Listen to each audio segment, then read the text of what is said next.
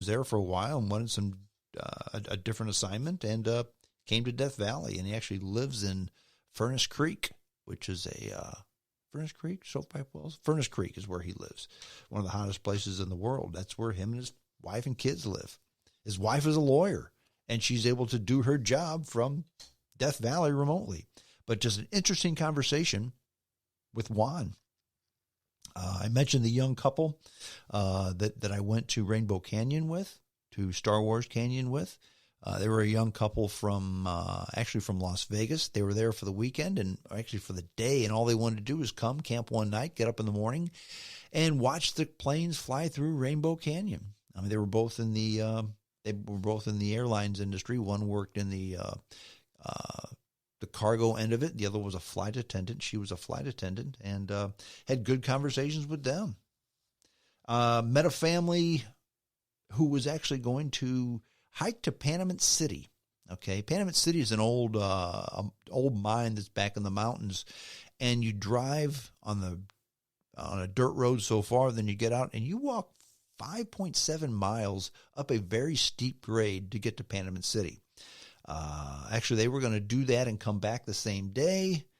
And I thought, the guy who's leading this expedition is about my age, but maybe 75 pounds heavier than me. I'm thinking, if this guy tries to go up and back in one day, there's going to be a problem.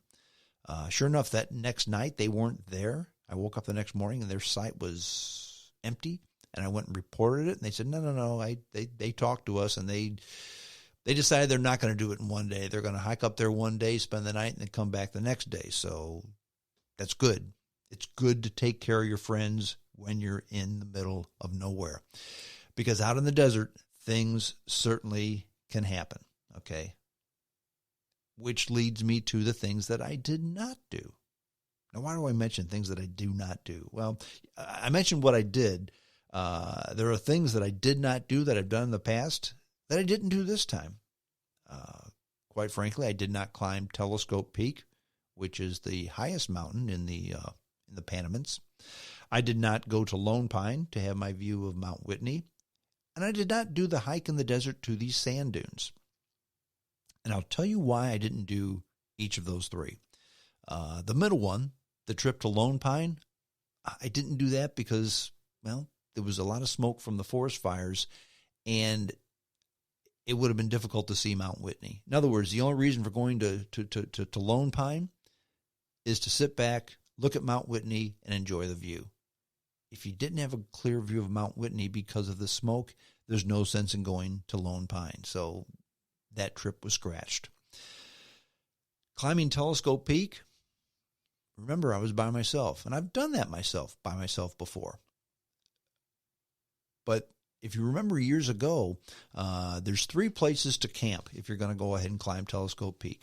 You camp at the Wild Rose campground, you camp at Mahogany Flats, or you camp at Thorndike. Thorndike is about 3/4 of the way up to Mahogany Flats. And I camped in Thorndike one time because the car overheated and wouldn't make it to Mahogany Flats. And that was a mistake because it was low enough on the elevation scale where I had a mountain lion come into camp, and I was by myself. And luckily, that mountain lion decided he would just wander off and find his meal elsewhere. Because I didn't have a gun, I had a knife, and I guess you can fight a mountain lion with a knife in a movie, but this wasn't a movie. This was real life.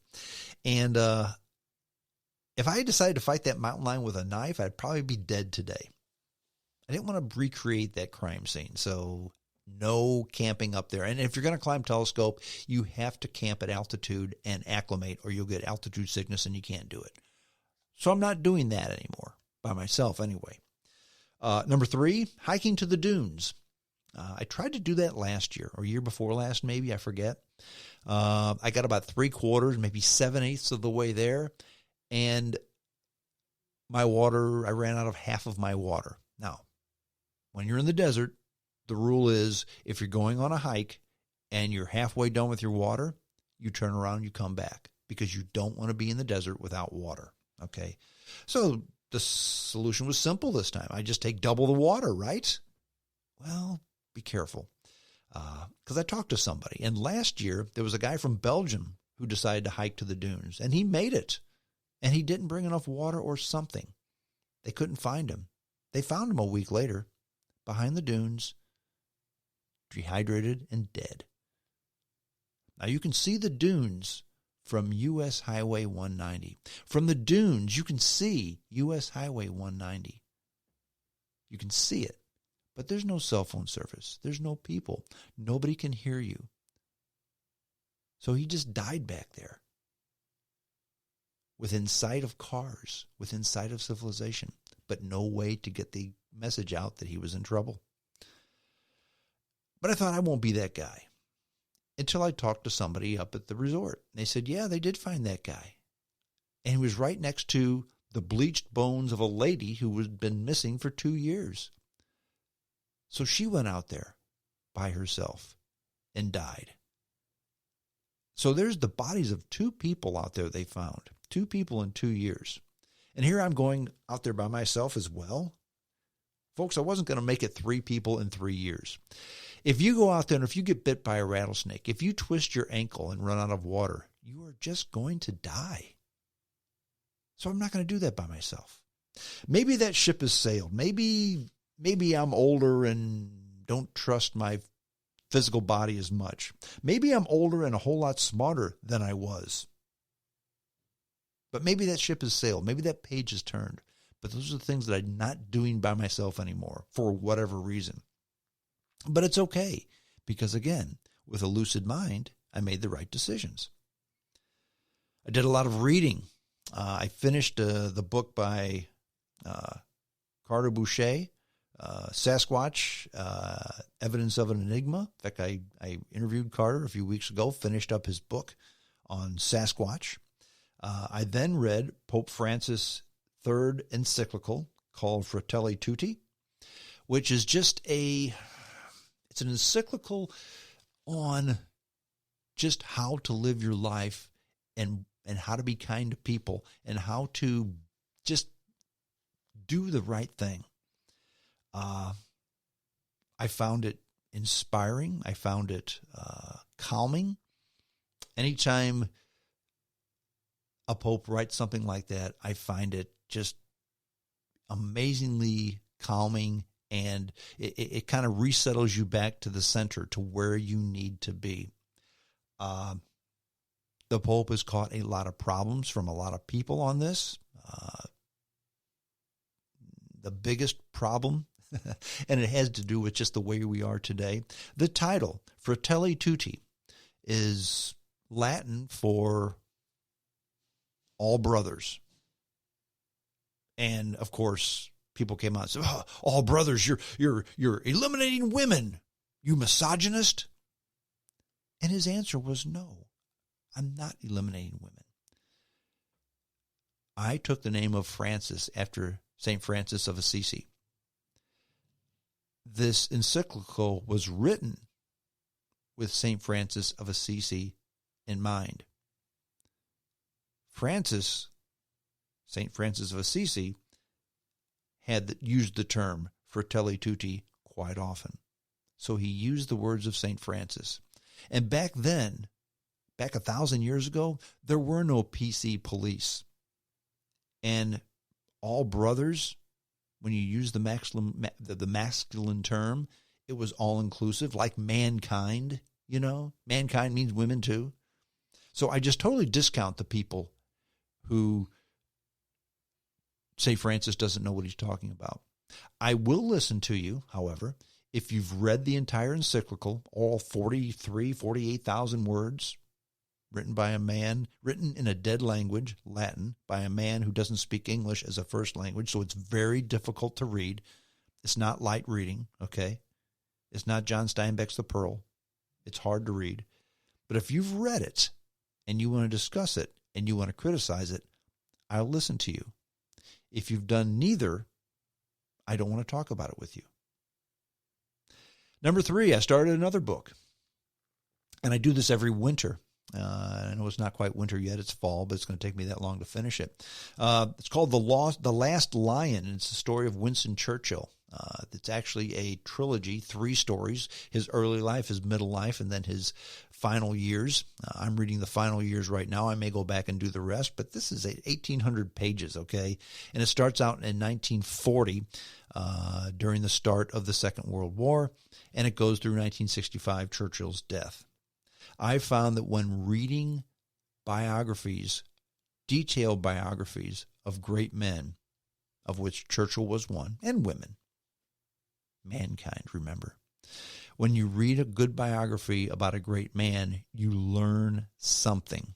You can take those examples of people and what they did to make them great. You're not born great. You're great because of the things that you've done, because of the accomplishments that you've made, because of the decisions that you've made and how those decisions have affected others. So I did a lot of reading on this trip too, and I'm continuing to do more reading. But if you do this, if you clear your head, if you fill your mind with things that are positive and you can build upon, because we live in the United States, you can do whatever you want within reason. You can succeed or fail. If you choose to fail, you can do that. You can't do that everywhere, okay? Those of you who may have seen a Facebook post that I did, I actually saw this and I shared it. But the Globe and Mail, which is to Canada, kind of like the Canadian USA Today, like their national publication, okay? And it's not it's not leftist, it's not right wing, it's just a information type newspaper, okay? They don't have an agenda, I guess I should say. And basically, the article in this Globe and Mail, I'll read the first 2 paragraphs. It has to do with China. First 2 paragraphs in the article.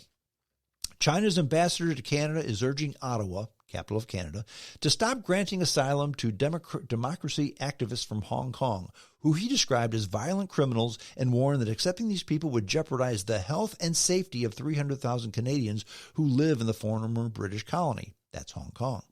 Asked if he was issuing a threat, Envoy Chuang Pui replied, "That is your interpretation." So basically he said, hey, stop granting asylum to these dissidents that we want to throw into prison for the rest of their life, because in China, in Hong Kong, if you protest against the government, the penalty can be life imprisonment. That's how things are. Now think about that, all you people who have protested against fill in the blank. If you did this in Hong Kong, they can arrest you and throw you in prison for the rest of your life.